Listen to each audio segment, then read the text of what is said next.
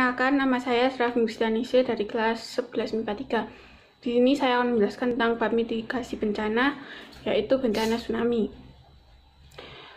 Bencana tsunami sendiri merupakan gelombang air laut yang besar yang dipicu oleh pusaran air di bawah laut karena adanya pergeseran lempeng, tanah longsor, erupsi gunung api, dan juga jatuhnya meteor. Tsunami juga memiliki beberapa jenis. Yang pertama adalah jenis tsunami jarak dekat. Tsunami jarak dekat ini terjadi 0-30 menit setelah gempa ke lokasi ini sejauh 200 km. Besar kemungkinan bahwa daerah yang berada di sekitar gempa bumi akan merasakan atau bahkan merusak bangunan yang berada di daerah tersebut. Yang kedua adalah tsunami jarak menengah. Tsunami jarak menengah ini terjadi 30 menit sampai 2 jam setelah gempa. Jarak pusat gempa ke lokasi ini sejauh 200 km sampai 1000 km. Ada kemungkinan bahwa di sekitar jarak ini merasakan juga gempa dengan intensitas 2-5 MI atau Modified Mercalli Intensity. Modified Mercalli Intensity atau MMI adalah skala Mercalli untuk mengukur kekuatan gempa bumi. Satuan ini diciptakan oleh seorang vulkanologis asal Italia bernama Giuseppe Mercalli pada tahun 1902. Yang ketiga adalah tsunami jarak jauh. Tsunami jarak jauh ini terjadi lebih dari 2 jam setelah gempa. Jarak lokasi ini dari pusat gempa lebih dari 1000 km.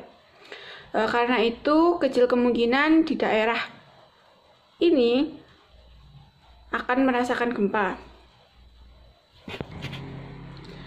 Selanjutnya, faktor-faktor apa saja yang akan mempengaruhi tinggi tsunami? Terdapat beberapa faktor. Yang pertama adalah faktor pantai. Refraksi adalah transformasi gelombang akibat adanya perubahan geometri dasar laut.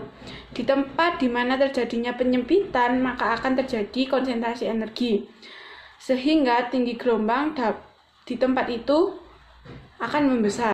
Yang kedua adalah kelandaian pantai.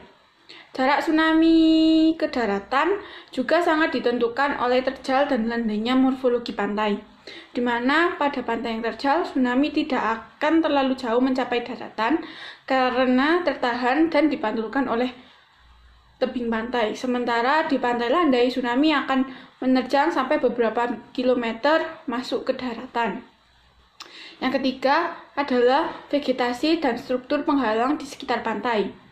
Kekuatan hutan pantai meredam tsunami makin terbukti jika hutan semakin tebal. Misalnya, hutan dengan lebar 400 meter dihantam tsunami dengan jangkauan run-up 57%, maka tinggi gelombang setelah melewati hutan akan tersisa 18% dan arus tinggal 24%. Selanjutnya adalah arah gelombang tsunami. Gelombang tsunami datang dengan arah tegak lurus. Dengan pantai tentu akan menyebabkan tinggi gelombang tsunami lebih tinggi jika dibandingkan gelombang tsunami yang di datar dari arah sejajar atau sudut tertentu. Yang kelima adalah pemantulan dari pulau lain. Gelombang tsunami yang terjadi tidak langsung berasal dari sumbernya, akan tetapi terjadi akibat adanya pemantulan gelombang dari sekitar pulau yang terkena dampak gelombang tsunami. Lalu selanjutnya adalah apa yang harus dilakukan sebelum terjadi tsunami.